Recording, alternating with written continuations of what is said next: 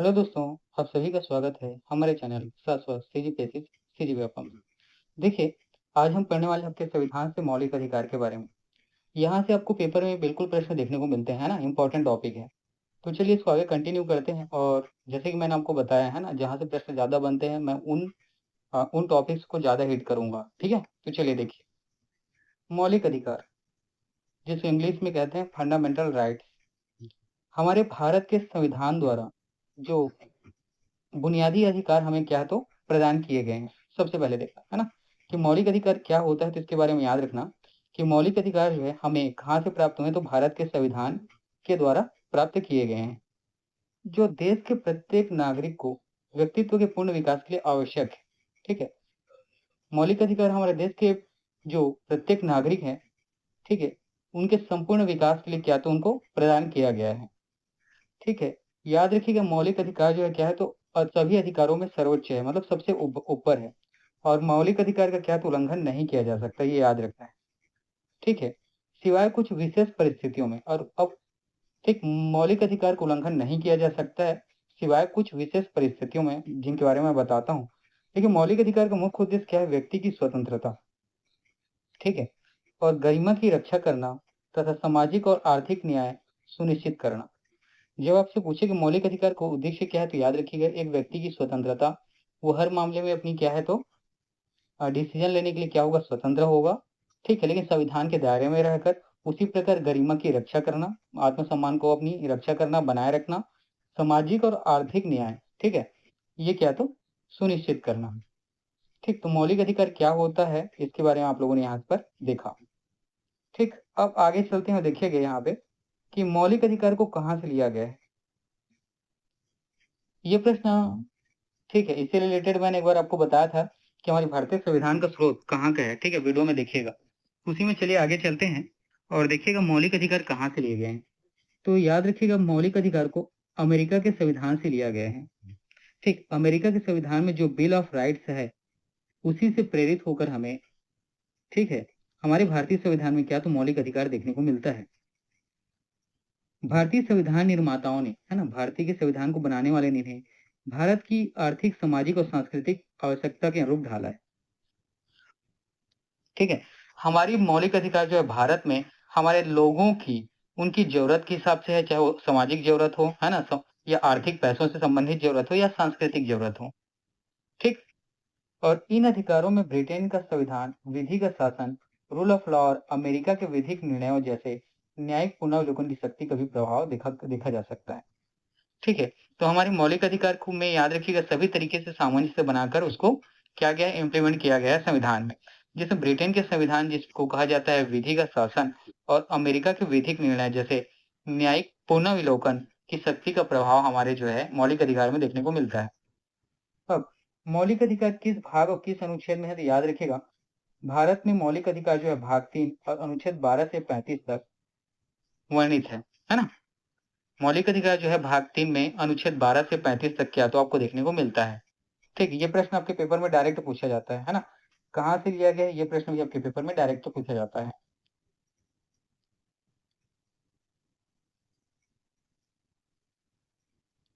अब देखते हैं जो मौलिक अधिकार हमें प्राप्त हैं वो कौन कौन से हैं, कौन से अनुच्छेद में है, और उससे संबंधित विवरण इसके बारे में डिस्कस करेंगे। तो मूल रूप से संविधान द्वारा हमें 7 मौलिक अधिकार प्रदान किए गए थे। याद रखना है ना, मूल रूप से संविधान द्वारा हमें 7 मौलिक अधिकार प्रदान किए गए थे, जिसमें 44वां संविधान संशोधन 1978 में किया गया। ठीक है, और जो 7वां मौलिक अधिकार हमें मिला था संपत्ति के अधिकार, इसको, ठीक है, अनुच्छेद 31, है ना, संपत्ति का अधिकार अनुच्छेद 31, ये जो हमें मौलिक अधिकार मिला था इसे सूची से हटाकर अनुच्छेद 301 के तहत कानूनी अधिकार बना दिया गया। ठीक, अब जो 7वां था ये निकल गया, तो वो कितने बचे, 6। तो वर्तमान में आपको 6 मौलिक अधिकार देखने को मिलते हैं। ये सुपर मोस्ट इम्पोर्टेंट है ना, बहुत ही ज्यादा मोस्ट इम्पोर्टेंट है, याद रखना पूरी लाइन को। तो मूल रूप से संविधान में 7 मौलिक अधिकार दिए थे, जिनमें से एक संपत्ति का जो अधिकार था मौलिक अधिकार के अंतर्गत, इसको 44वां संविधान संशोधन किया गया 1978 में। साल कौन सा था, 1978 में। और संपत्ति का जो अधिकार है अनुच्छेद 31 में था, जिसको हटाकर क्या कर दिया गया, अनुच्छेद 300 ए, जहाँ क्या होता है वो मौलिक अधिकार ना होकर कानूनी अधिकार बना दिया गया। ठीक है, तो एक के हट जाने से जो वर्तमान में आपको मौलिक अधिकार देखने को मिलते हैं, ये 6 है। ठीक है? चलिए। अब देखिए मौलिक अधिकार में सबसे पहला मौलिक अधिकार याद रखना है आपको, समता का अधिकार, जिसको क्या कहते हैं, समानता का अधिकार भी कहते हैं। और समानता का अधिकार इसके बारे में प्रावधान दिया गया आपके अनुच्छेद 14 से लेकर 18 तक। अनुच्छेद 14 से लेकर 18 तक में किन जो बातों का वर्णन किया गया है उनके कुछ संक्षिप्त विवरण देखते हैं। कानून के समक्ष समानता, कानून के सामने सभी लोगों को जो समानता है वो क्या रहेगा, देखो कानून के सामने सभी लोगों का जो अधिकार है वो क्या होगा, समान होगा। धर्म, नस्ल, जाति, लिंग या जन्म स्थान के आधार पर भेदभाव का निषेध। ठीक है, धर्म, जाति, लिंग या जन्म स्थान के आधार पर किसी भी प्रकार का भेदभाव नहीं किया जा सकेगा, या किया जाएगा तो यह गैर कानूनी अधिकार है। ये किसने कहा, तो मौलिक अधिकार ने। रोजगार के अवसर में समानता, आप जो काम करेंगे उसमें समानता प्रदान किया जाएगा, किसके तहत है, समानता के अधिकार के तहत। साथ ही अस्पृश्यता का अंत, मतलब जो छुआछूत लोग करते हैं, है ना, पुराने समय में ज्यादा देखने को मिलता है, उसका भी अंत के बारे में यहाँ पे बात किया गया है। साथ ही उपाधियों का अंत, ठीक है, साथ ही क्या, तो उपाधियों का अंत। ये सारी चीजें एकदम इम्पोर्टेंट है, ये सब डायरेक्ट पूछा जाएगा कि कानून के समक्ष समानता, धर्म, नस्ल, जाति, लिंग या जन्म स्थान के आधार पर भेदभाव का निषेध, रोजगार के अवसर, ठीक है, रोजगार के अवसर में समानता, अस्पृश्यताओं का अंत और उपाधियों का अंत, ये कहाँ दिया गया है, तो अनुच्छेद 14 से 18 में। और याद रखना है किसके तहत, तो समता का अधिकार या समानता के अधिकार के अंतर्गत। चलिए आगे बढ़ते हैं। अगला देखिए स्वतंत्रता का अधिकार। ये आपको देखने को मिलता है अनुच्छेद 19 से 22 तक, है ना। स्वतंत्रता का अधिकार देखने को मिलता है अनुच्छेद 19 से 22 तक। ठीक है, स्वतंत्रता का अधिकार ये अनुच्छेद 19 से 22 तक में देखने को मिलता है। अनुच्छेद 19, ठीक है, अनुच्छेद 19 में वाक स्वतंत्र, शांतिपूर्वक सभा, संगम या संघ बनाने का, देश में सर्वत्र आगमन का, निवास करने का, व्यवसाय की स्वतंत्रता ये प्रदान किया गया है। देखिए अनुच्छेद 19 के अंतर्गत क्या देखने को मिलता है आपको, वाक एवं अभिव्यक्ति, बोलने की और अपने विचारों को प्रकट करने की, साथ ही शांतिपूर्वक सभा करने की। ठीक है, जैसे आप क्या करते हैं, गाँव में सभा आयोजित की जाती है, उसको शांतिपूर्वक करना है ना, हिंसक या अहिंसक रूप से नहीं करना है। ठीक, देखिए हिंसक रूप से नहीं करना है, ठीक है, अहिंसक ही करना है। ठीक है, संगम या संघ बनाने का में भी स्वतंत्र। ठीक है, आप क्या कर सकते हैं, एक संघ बना सकते हैं। जैसे कई बार आप क्या करते हैं, कुछ धार्मिक चीजों के लिए, है ना, उसके लिए क्या करते हैं, एक लोगों का एक संघ बना लेते हैं, उसी के अकॉर्डिंग वहां पर क्या करते हैं, काम करते हैं, उस तरीके की बातें हैं। देश में सर्वत्र आवागमन का, हमारे भारत देश के अंतर्गत आप किसी भी राज्यों में, किसी भी जिले में घूमने के लिए क्या होंगे, स्वतंत्र होंगे। ये किसके तहत है, स्वतंत्रता के अधिकार के अंतर्गत। साथ ही व्यवसाय की स्वतंत्रता, आप किसी भी प्रकार के व्यवसाय को करने के लिए जो भारतीय कानून के तहत, ठीक है, कानूनी रूप से सही है, आप करने के लिए क्या है, तो स्वतंत्र हैं। ठीक, अनुच्छेद 20, अपराधियों के लिए दोष सिद्धि के संबंध में संरक्षण। ठीक है, जो अपराधी होते हैं वो क्या करते हैं, ठीक है, अगर उनको दोषी पाए, ठीक है, देखिए दोषी उनको क्या कहा जाता है, ठहराया जाता है, लेकिन दोषी साबित नहीं हुआ रहता है, तो उसके संबंध में जो संरक्षण दोषियों को प्रदान किया जाता है उसके बारे में क्या है, यहाँ पे बात की गई है। ठीक है, तो उस संरक्षण किस प्रकार का, कि उनको जज, है ना, उनको क्या, जज के द्वारा क्या, तो वकील प्रदान किया जाता है अपने केस को लड़ने के लिए। अगर वो, ठीक है, उस कार्य में दोषी नहीं है तो उनको क्या, तो अपनी जो गुनाह है, ठीक है, या ऐसा कहें दोषी नहीं पाए गए हैं तो उनको अपने, ठीक है, खुद को सही साबित करने के लिए, ठीक है, खुद को सही साबित करने के लिए जितने भी प्रावधान दिए गए हैं वो भी इसके संरक्षण के अंतर्गत आते हैं।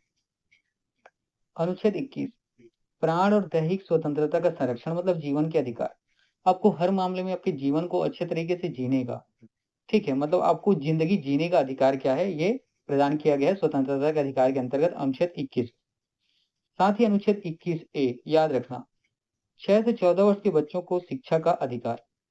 अनुच्छेद 21 ये क्या कहता है कि 6 से 14 वर्ष की उम्र के सभी बच्चों को उन्हें पढ़ाई लिखाई करने का क्या है, तो मौलिक अधिकार है। अनुच्छेद 20 से 22, कुछ दशाओं में गिरफ्तारी और निरोध से संरक्षण।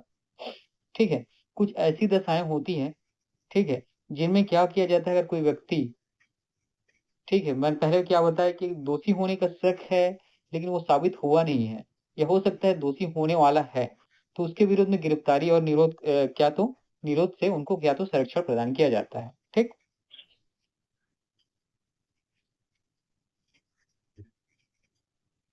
शोषण के विरुद्ध अधिकार ये अनुच्छेद 23 और 24 में दिया गया है। मैं बोल रहा हूँ बहुत इंपॉर्टेंट है, एक एक चीज याद रखना। ठीक, मानव दुर्व्यापार, बेगारी और जबरन मजदूरी का निषेध अनुच्छेद 23। ठीक है, ल- मनुष्यों का दुर्व्यापार करना, ठीक है, उसी प्रकार बेगारी और जबरन लोगों से मजदूरी कराना। जैसे कि क्या होता है, मजदूरों को काम करने का टाइम रहता है, उसके बाद भी आप क्या करते हैं, उनको बिना एडिशनल पेमेंट के, ठीक है, अतिरिक्त अतिरिक्त समय काम करने का अगर पैसे नहीं दे रहे हैं, दूसरा आप जबरदस्ती उनसे काम करवा रहे हैं, है ना, जिसको बंधुआ मजदूर टाइप का काम बोलते हैं, तो इसके विरुद्ध में आपको जो कानूनी प्रावधान प्राप्त हुआ है वो अनुच्छेद 23 है। ठीक है, साथ ही 14 वर्ष से कम उम्र के बच्चों को कारखानों, खानों या जोखिम भरे काम करने का क्या है तो निषेध है, ये अनुच्छेद 24 में दिया गया है। ऐसा पेपर में डायरेक्ट आएगा। ठीक है, कि मजदूरी, जबरन मजदूरी के खिलाफ जो सरकार द्वारा आपको प्रावधान दिया गया है या कौन सा अधिकार दिया गया है, तो याद रखना है आपको, शोषण के विरुद्ध अधिकार है, ये है अनुच्छेद 23 में। उसी प्रकार 24 में भी आपको देखने को मिलता है कि 14 वर्ष से कम उम्र के बच्चे को फैक्ट्री और, ठीक है, जो जोखिम भरे काम है खानों में, कारखानों में, वहां पर काम में नहीं लिया जा सकता। इसके विरुद्ध में जो ठीक संरक्षण आपको प्राप्त है वो कौन सा है, तो शोषण के विरुद्ध अधिकार। ठीक है, अगला देखिए, धर्म की स्वतंत्रता का अधिकार, ये अनुच्छेद 25 से 28 में दिया गया है। आपको किसी भी धर्म को मानने, उसका पालन करने, प्रचार करने की क्या है तो स्वतंत्रता है। धार्मिक कार्यों के प्रबंध की स्वतंत्रता है ना, जो धार्मिक कार्य हमारे द्वारा, जैसे कि दुर्गा पूजा के समय हो गया, गणेश पूजा के समय हुआ, तो इनके कार्यों को प्रबंध करने की क्या है, स्वतंत्रता है। साथ ही धर्म के आधार पर करों से मुक्ति। ठीक है, जैसे कई जगह आप देखते हैं, बड़े बड़े मंदिरों का नाम सुने होंगे, जहां पर क्या किया जाता है, तो पैसे भेंट स्वरूप चढ़ाए जाते हैं आस्था के रूप में, तो उसमें किसी भी प्रकार का टैक्स जो है सरकार नहीं लेता है। शिक्षा संस्था में धार्मिक शिक्षाओं पर, धार्मिक शिक्षा पर प्रतिबंध। हाँ, ये याद रखना है, जितनी शिक्षा संस्थाएं वहां एकदम धार्मिक, कट्टर धार्मिक शिक्षा पर क्या है तो प्रतिबंध सरकार के द्वारा लगाया गया है। ठीक,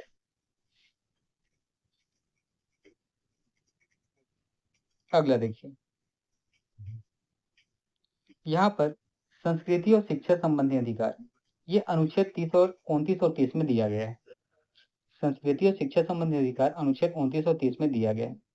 अल्पसंख्यक वर्ग को अपनी संस्कृति, भाषा और लिपि बनाने बचाने का अधिकार अनुच्छेद 29 के तहत प्रदान किया गया है। जो अल्पसंख्यक लोग हैं, जिनकी संख्याएं क्या है, बहुत ही कम है, उनको अपनी जो संस्कृति है, ठीक है, और उनकी जो भाषाएं हैं, और साथ ही उनके जो लेखन की शैली है, उसको बचाने का अधिकार है। साथ ही अल्पसंख्याओं को अपनी पसंद की शिक्षण एवं संस्थाएं स्थापित करने और चलाने का अधिकार अनुच्छेद 30 में दिया हुआ है। ठीक है, और जो अल्पसंख्यक समुदाय है, उनको अपनी पसंद का क्या तो शिक्षण, शिक्षण संस्थान, या स्कूल हो, कॉलेज हो, या शिक्षा संबंधित अन्य संस्थान हो, उनको स्थापित करने और चलाने का अधिकार अनुच्छेद 30 के तहत दिया हुआ है। जितनी सारी जो क्रिश्चियन स्कूल है वो इसी के अंतर्गत आपको देखने को मिलते हैं। ठीक है, अगला देखिए, संवैधानिक उपचारों का अधिकार अनुच्छेद 32। ठीक, अनुच्छेद 32 संवैधानिक उपचारों का अधिकार, ये सबसे महत्वपूर्ण अधिकार है। ठीक, सभी आज जितने भी अधिकार ऊपर में आप लोगों ने पढ़ा, उन सभी का ये क्या तो रक्षक कहा जाता है। ठीक है, इसके तहत कोई भी व्यक्ति अपने मौलिक अधिकारों को उल्लंघन होने पर सीधे सर्वोच्च न्यायालय या उच्च न्यायालय में क्या तो याचिका दायर कर सकता है। तो आपके जितने भी अधिकार मैंने ऊपर में बताया, उन सभी का रक्षक कौन है, तो संवैधानिक उपचारों का अधिकार। और इसी के तहत अगर आपको मौलिक अधिकार का कहीं उल्लंघन हो रहा है, तो आप हाई कोर्ट या सुप्रीम कोर्ट में डायरेक्ट क्या तो याचिका दायर कर सकते हैं। और संवैधानिक उपचारों के अधिकार को ही डॉक्टर भीमराव अम्बेडकर जी के द्वारा संविधान की हृदय और आत्मा के नाम से के नाम से जाना जाता है। ऐसा किसने कहा है, तो हमारे डॉक्टर भीमराव अम्बेडकर जी ने। तो संवैधानिक उपचारों का अधिकार को क्या तो डॉक्टर भीमराव अम्बेडकर जी के द्वारा संविधान की हृदय और आत्मा के नाम से जाना जाता है। ठीक, अब कोर्ट में इसका प्रावधान देखते हैं। मौलिक अधिकारों की रक्षा के लिए न्यायपालिका ने शक्तिशाली प्रावधान दिए हैं। ठीक, सर्वप्रथम क्या याद रखना है, अनुच्छेद 32 सर्वोच्च न्यायालय। यदि मौलिक अधिकार का उल्लंघन होता है, कोई व्यक्ति सीधे सर्वोच्च न्यायालय में याचिका दायर कर सकता है। याचिका मतलब क्या होता है, आपका पिटीशन। ठीक है, और सर्वोच्च न्यायालय के इन अधिकारों को लागू कराने के लिए 5 प्रकार की रीट जारी कर सकती है। ठीक, मान लीजिए आपको मौलिक अधिकार का हनन हुआ, आप क्या करते हैं, सुप्रीम कोर्ट चले जाते हैं अनुच्छेद 32 के तहत। ठीक, सुप्रीम कोर्ट इस पर देखती है और आपको 5 प्रकार के रिट सुप्रीम कोर्ट अपने 5 प्रकार के रिट जारी करके आपके मौलिक अधिकार का जो हनन हुआ उसको बचाती है। और इसी को जब आप क्या उच्च न्यायालय हाई कोर्ट में जाते हैं तो अनुच्छेद 226 के तहत जाते हैं।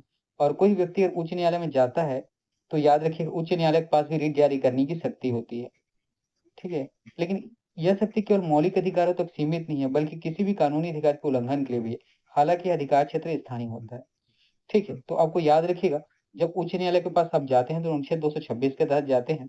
और यहाँ इनकी शक्तियां मौलिक अधिकार तक ही सीमित नहीं है बल्कि उससे बाहर भी है। लेकिन इसका जो क्षेत्र में जो शक्ति होती है वो स्थानीय होती है। ठीक है, मतलब उनके जो है कार्य क्षेत्र के अंतर्गत होता है। अब जिस रेट की बारे में बात किया गया है सुप्रीम कोर्ट के द्वारा उसके बारे में देखते हैं।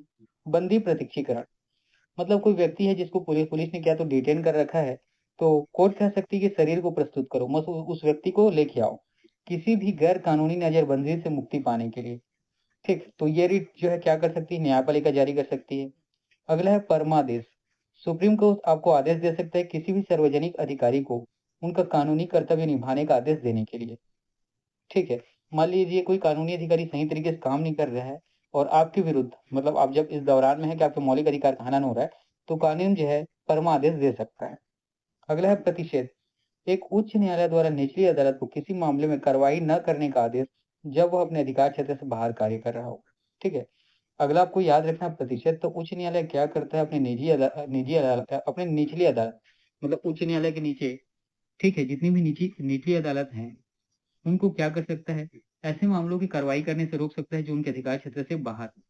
उत्प्रेषण किसी भी मामले में निचली अदालत या अधिकरण से उच्च न्यायालय में मंगवाने और उसके आदेश को रद्द करने के लिए। ठीक है, कोई भी ऐसा मामला हो सकता है जिसको क्या कर सकता है उच्च न्यायालय अपनी निचली अदालत में चल रही है उसको अपने पास मंगा सकता है और मंगवाने के बाद उसको क्या न्याय कर सकता है या आदेश को रद्द कर सकता है। अधिकार परीक्षा यह पूछने के लिए कि आपको किस अधिकार से यह पद धारण कर रखा है किसी व्यक्ति द्वारा किसी सार्वजनिक पद पर गैर कानूनी तरीके से कब्जे को चुनौती देने के लिए। तो इतनी सारी रीत जो हमें 5 प्रकार की क्या है तो ये प्रदान की गई है। इसको याद रखना है आपको। सुप्रीम कोर्ट में अनुच्छेद 32 है और हाई कोर्ट में जो होता है उच्च न्यायालय में ये आपको देखने को मिलता है अनुच्छेद 226।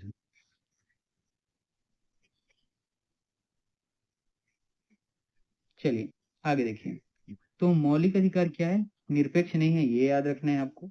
राज्य इन पर क्या तो युक्त प्रबंध लगा सकता है।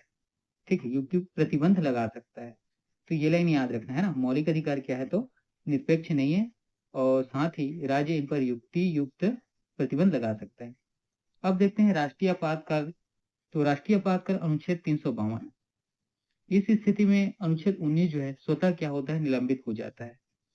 ठीक है, याद रखना अनुच्छेद 19, 20, 21 इन सब के बारे में मैंने ऊपर बताया है, आप इसको देखेंगे। ठीक है, तो राष्ट्रीय आपातकाल जिसके अंतर्गत अनुच्छेद 352 आता है, इस स्थिति में अनुच्छेद 19 जो है स्वतः ही क्या होता है तो निलंबित हो जाता है, ये आपको याद रखना। राष्ट्रपति अनुच्छेद 359 के तहत अन्य अधिकारों को न्यायालय जाने के अधिकार को भी निलंबित कर सकते हैं, लेकिन अनुच्छेद 20 और 21 के अधिकार आपातकाल में भी निलंबित नहीं किए जा सकते। इंपॉर्टेंट है।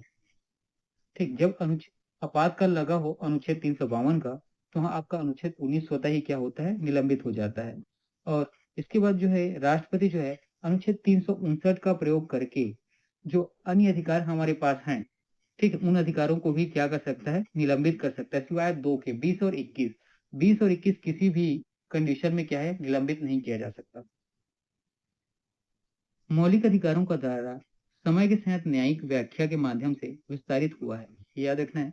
उदाहरण के लिए अनुच्छेद 21 जो है क्या है तो जीवन का अधिकार, मतलब आपको जीने का अधिकार किसी भी स्थिति में क्या नहीं हो सकता तो निलंबित नहीं हो सकता।